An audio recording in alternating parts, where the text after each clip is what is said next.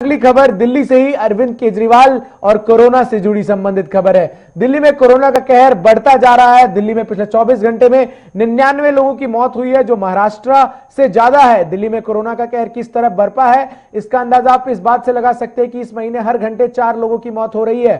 नवंबर में ही कोरोना से दिल्ली में अब तक 1100 से ज्यादा लोग अपनी जान गंवा चुके हैं। इस वजह से दिल्ली सरकार ने शादियों में मिली छूट को वापस ले लिया है। मुख्यमंत्री अरविंद केजरीवाल ने कहा, हमने शादी समारोह में 200 लोगों तक के शामिल होने की इजाजत वापस ले लिया है।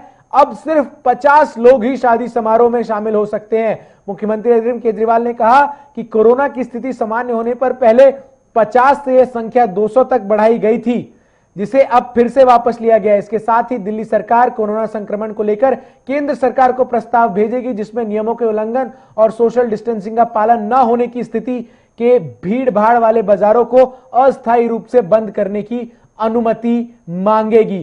कुल मिलाकर ये जो दिल्ली में कोरोना के मामले बढ़ रहे हैं लगातार, उसमें अरविंद केजरीवाल ने बड़ा फैसला लिया है और साफ तौर पर केजरीवाल ने कहा है कि जो शादियों में जो छूट दी गई थी 200 लोगों की, उसको अब वापस ले गया है। आइए आपको सुनवाते हैं अरविंद केजरीवाल ने क्या कहा। हमने देखा कि कुछ बाजारों में दिवाली के समय काफ़ी ज़्यादा ना तो लोग मास्क पहन रहे थे, ना सोशल डिस्टेंसिंग कर रहे थे, जिसकी वजह से कोरोना बहुत ज़्यादा फैला। तो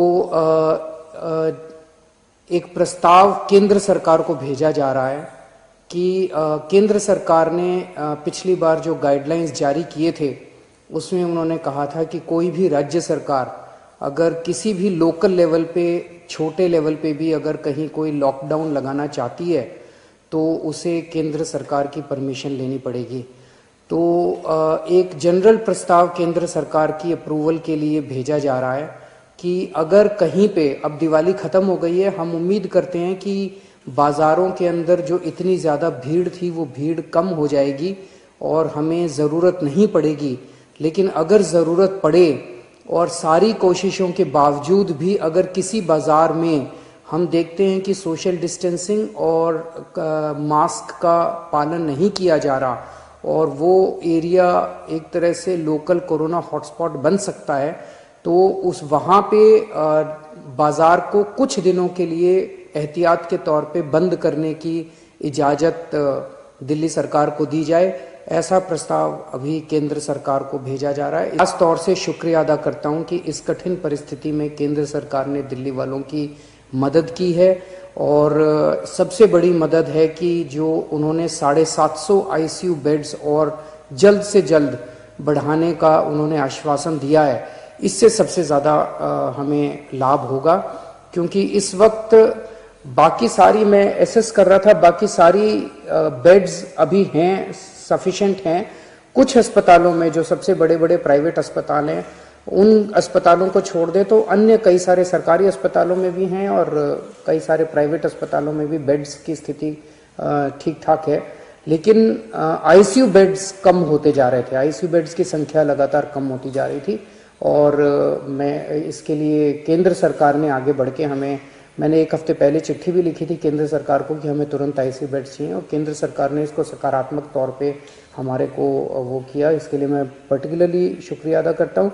इस वक्त सारी सरकारें, केंद्र सरकार, दिल्ली सरकार, सारी एजेंसीज, DRDO, ICMR, सब एम्स वगैरह, सब लोग मिलके पूरी कोशिश कर रहे हैं, डबल एफर्ट्स कर रहे हैं अपने कोरोना की स्थिति को काबू पाने के लिए। लेकिन ये तब तक नहीं ठीक हो सकती जब तक हम सब लोग, जब तक एहतियात नहीं बरतेंगे। मेरी आपसे हाथ जोड़ के विनती है कि आप ये कोई किसी और के लिए नहीं मांग रहे, आप ही के लिए, आप ही के स्वास्थ्य के लिए, आपकी ज़िंदगी के लिए, आपके परिवार के लिए आपसे अपील कर रहे हैं कि मास्क ज़रूर ज़रूर ज़रूर पहनिए, सोशल डिस्टेंसिंग का पालन ज़रूर ज़रूर कीजिए। कई लोगों को लगता है मुझे तो नहीं होगा, पड़ोसी को हुआ मुझे नहीं होगा। ये किसी को नहीं देखता कोरोना, ना गरीब को देखता, ना अमीर को देखता, ना इसको देखता, ना उसको देखता। किसी को भी कभी भी हो सकता है और अगर बिगड़ जाए तो खतरनाक हो सकता है।